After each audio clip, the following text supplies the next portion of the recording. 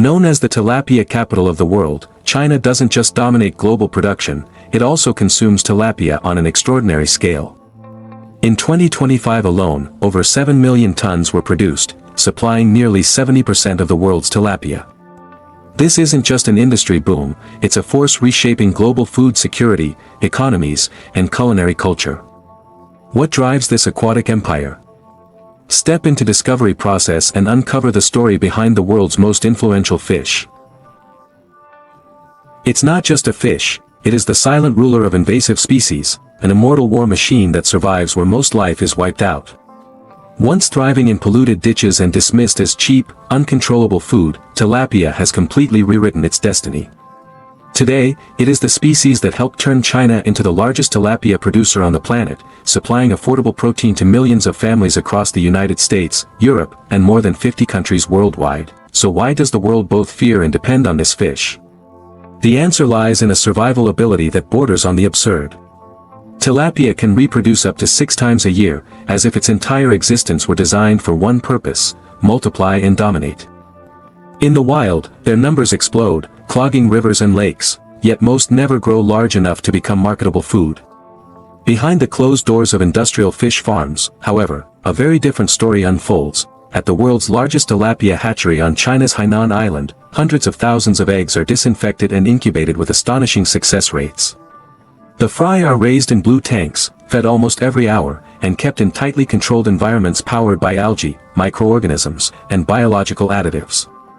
And then comes the most controversial element: hormonal intervention, not to fatten the fish, but to control sex ratios, growth speed, and biological efficiency. The result is a global paradox. In some places, tilapia is labeled an ecological disaster. In others, it is a pillar of modern food security. Is it an invasive monster, or humanity's hidden treasure? Tilapia is more than what ends up on your plate. It is a story about science, ethics, and the true cost of feeding the modern world. They multiply and spread through freshwater environments at a pace that seems impossible to stop. With exceptional parental care and a built-in survival buff, tilapia are among the most resilient fish on Earth. While many species are still struggling to reach a few ounces in weight, tilapia have already entered their reproductive phase. They mature early, spawn frequently, and can survive in places where most fish would quickly die: fetid ditches, polluted canals, even wastewater outlets. From an ecological perspective, their rise into a full-blown invasive disaster is almost inevitable, yet this biological success turns into a liability in commercial aquaculture. Compared to high-value species like sturgeon, tilapia grow slowly and rarely reach impressive size. During mouth brooding, they nearly stop eating, and because they reproduce several times a year, enormous amounts of energy are diverted away from muscle growth. For tilapia, gaining weight always comes at a steep biological cost. Early solutions involved adding hormones to feed, suppressing egg production so females could focus on growth. But those hormones eventually returned to humans through the food chain. In the end, a far stranger method saved the industry: male sex reversal. Genetically male tilapia were altered and raised alongside normal males. Though they retained XY chromosomes, their bodies developed full female reproductive abilities. They laid eggs, carried them in their mouths, and spawned repeatedly, while normal males fertilized the eggs. From these unusual pairings emerged all-male tilapia, fast-growing, non-reproductive, and ideal for farming. What seems like a biological paradox is, in reality, a striking example of how humans reshape nature for efficiency. When 2 male tilapia are deliberately induced to reproduce, the outcome is something highly unusual: a male tilapia carrying a uniquely altered, curved chromosome. This fish is known as a supermale tilapia. Its defining trait is simple yet powerful: no matter which sex it mates with, all of its offspring will be male. Because of this overwhelming reproductive advantage, supermales are restricted strictly to aquaculture. Releasing them into the wild could severely disrupt natural ecosystems. Once the eggs are collected, technicians begin artificial incubation. Among the newly hatched fry, only about 25% qualify as true supermales. As the juveniles grow, workers carefully screen the population, removing all females. Tilapia sex can be identified by examining the openings on the abdomen. 2 openings indicate a male, while 3 indicate a female. A straightforward but precise method. Identifying supermales among regular males requires further verification. Confirmed individuals are transferred into labeled tanks and implanted with microchips carrying matching ID numbers. From that point on, they are officially registered as broodstock. Meanwhile, large, healthy females are selected from outdoor ponds as breeding partners. Bigger females produce more eggs, and their offspring tend to grow larger. For easier identification during egg collection, some fish have one pectoral fin clipped, a minor limitation that does not affect fertility. Elsewhere, workers prepare a pristine breeding pond, draining, disinfecting, sun-drying, and refilling it with clean river water. Supermale tilapia are rare and valuable, and every step reflects a carefully engineered version of nature itself. Released into breeding ponds at a carefully controlled ratio, 1 male for every 3 females, the broodstock are allowed to reproduce naturally. Here, tilapia are free to court, choose suitable partners, and fuel an aquaculture system that supports global food supplies. In many regions, tilapia enter their breeding season around May. But in hot, humid tropical zones, seasons become irrelevant. These fish can reproduce non-stop, cycle after cycle, without rest. Remarkably, a single, relatively small breeding pond is capable of producing millions of fry every year. Just 2 weeks later, the next collection begins. Though they stand little chance against humans, females instinctively flare their sharp dorsal spines, making one last effort to protect their young. The brood fish are herded into nets. Some females have already completed incubation. When their mouths open, hundreds of tiny fry spill out. Workers must quickly separate eggs from fry, sorting them into different containers for precise handling. A single tilapia spawn produces only a few thousand eggs, far fewer than many fish species that release tens or even hundreds of thousands at once. But tilapia eggs are unusually large, packed with nutrients that allow embryos to fully develop. Even more impressive is their parental care. This devotion gives tilapia a high survival rate even in the wild. In fish farms, with human surrogate care, survival climbs even higher. Eggs and fry receive better protection, parents recover faster, and in warm tropical water, the fragile newborns grow at astonishing speed, transforming instinct, biology, and careful management into one of nature's most efficient breeding systems. They grow at a speed visible to the naked eye. When the young fish reach just 1 centimeter in length, they are moved into larger tanks, while the eggs that were separated earlier are sent to a different zone altogether. There, each batch of eggs is carefully measured and placed into specialized incubation boxes. Gently circulating water and precisely controlled temperatures create an environment so stable that it is, in many ways, even safer than the female tilapia's mouth, where the eggs would normally be carried. Before long, the eggs begin to hatch in steady waves. Newly hatched fry are lifted upward by the flow of water, then guided into collection trays below. This elegant system eliminates the need for manual handling and ensures that only strong, active fry are collected. After about 6 weeks in the nursery, when the juveniles reach 4 to 5 centimeters, they are ready for life outdoors. Sealed in oxygen-filled plastic bags, they are transported to open ponds, where the bags are floated first, allowing the fish to gradually adjust to their new surroundings. From this point on, life becomes relatively comfortable. Stocking density depends on oxygen supply and waste treatment capacity, but with proper equipment, even a small pond can support thousands of tilapia. Worldwide, hundreds of tilapia species share one key trait: remarkable resilience.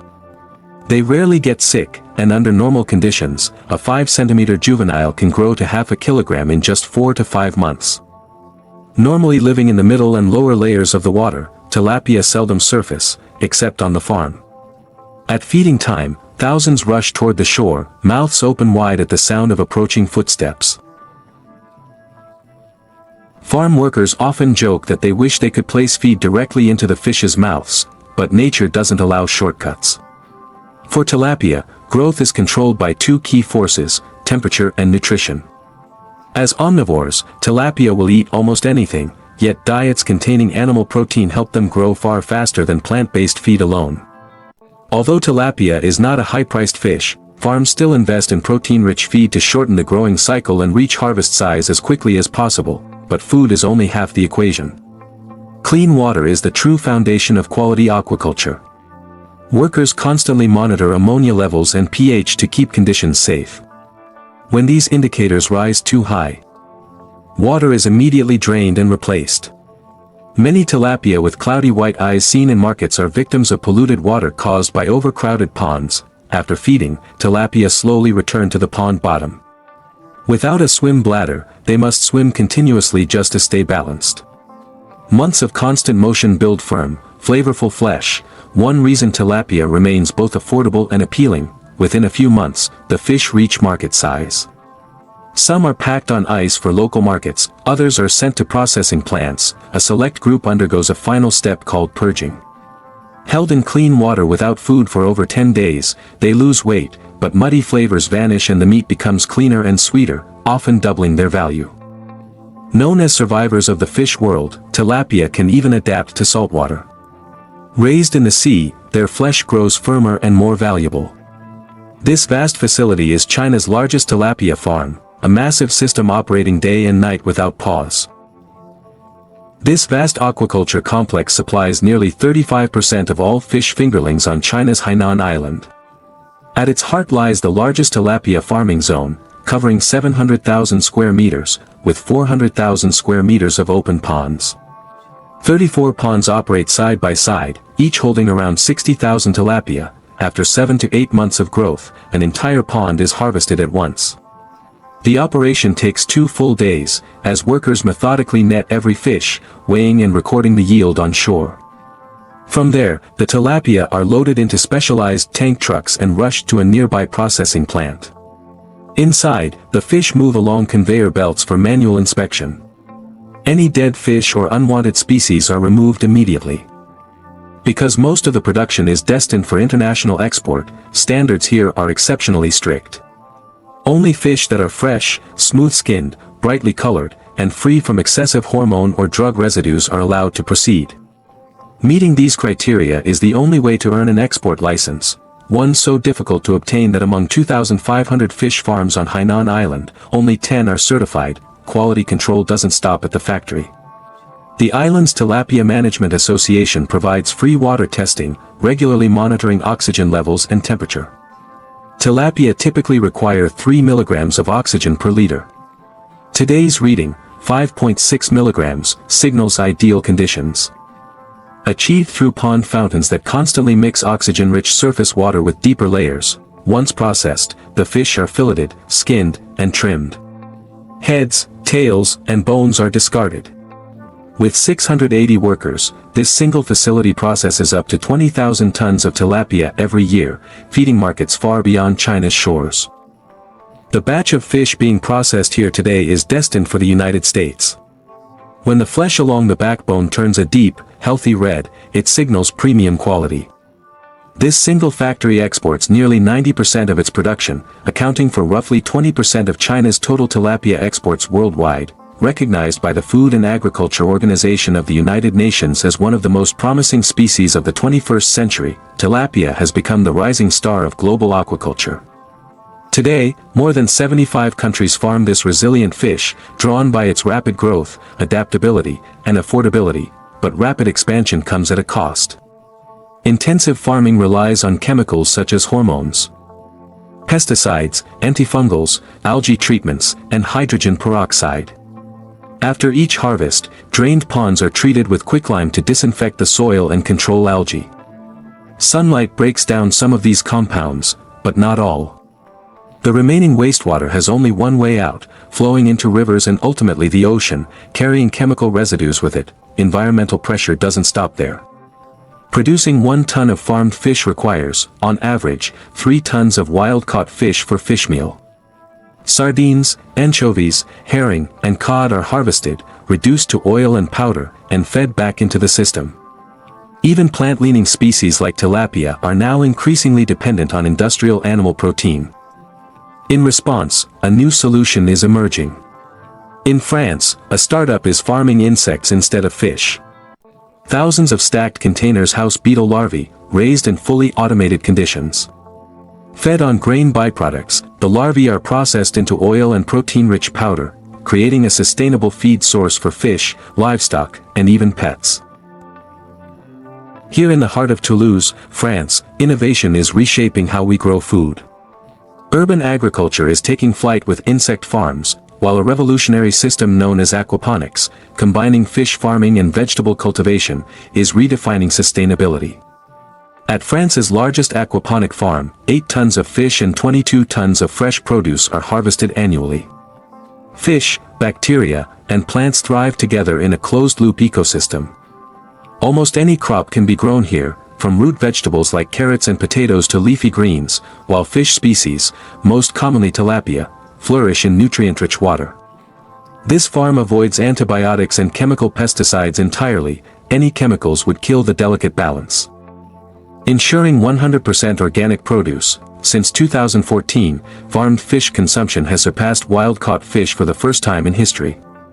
Tilapia has emerged as the world's best-selling fish, affordable, boneless, and remarkably versatile in flavor. By 2025, tilapia, catfish, bass, and carp are expected to become staple protein sources, thriving on algae and insects instead of relying on depleted oceans. Less than a century ago, French tables were dominated by freshwater fish like catfish, which gradually gave way to ocean-caught species. Today, people are rediscovering the taste of freshwater fish. In the Aridi Valley of Basque Country, a high-altitude farm uses pristine mountain spring water to cultivate catfish under conditions mirroring the wild. Water cascades into ponds like miniature waterfalls, oxygenating naturally. Fish are nurtured for 4 years on organic feed that mimics their natural diet. The result, stunningly colored, robust fish with rich, natural flavors. At this world-class French aquaculture farm, every detail matters. The fish here are perfectly proportioned, heads equal in size to their bodies, a sign of balance, health, and top-notch quality. Tilapia and sea bass from this farm are so prized that 4-star restaurants and culinary schools across France often struggle to meet demand. Over the past 30 years, global aquaculture has grown 12-fold, yet in France, production has stagnated since the mid-1990s. Bureaucracy, licensing, and regulations have discouraged new ventures. But this leading aquaculture company took a bold step, establishing its farm near the Sanguinaires Islands more than 30 years ago. Today, it operates about 50 net pens. 15 dedicated to sea bass. The fish are fed a special diet, 46% protein, 16% fat, with at least 40% from traceable marine sources, completely free of GMOs, pesticides, and antibiotics. Independent auditors check feed and water 2 to 3 times a year. Fish density is carefully controlled at 1.6 to 1.8 kilograms per square meter, with veterinary inspections 5 times per month, standards unmatched anywhere else in France. Maintaining the farm is no easy task. Winter storms in the Mediterranean are fierce, so 70 massive anchor lines, each holding 4 tons, secure the pens like a giant spider web, keeping the fish safe. Each year, the farm produces roughly 1,000 tons of sea bass and tilapia. With wild populations at risk, aquaculture ensures species survival, especially during spawning. At the Gravelines hatchery in northern France, the largest in Europe, light and temperature are precisely controlled to allow year-round breeding. Each year, 6 to 8 million robust juvenile fish, weighing just 0.1 to 0.2 ounces, are shipped across Europe, raised entirely without antibiotics, pesticides, or growth hormones. This is aquaculture at its finest, a perfect balance of science, sustainability, and culinary excellence. Thanks for joining us on this journey beneath the waves. Don't forget to hit follow for more amazing stories from our oceans.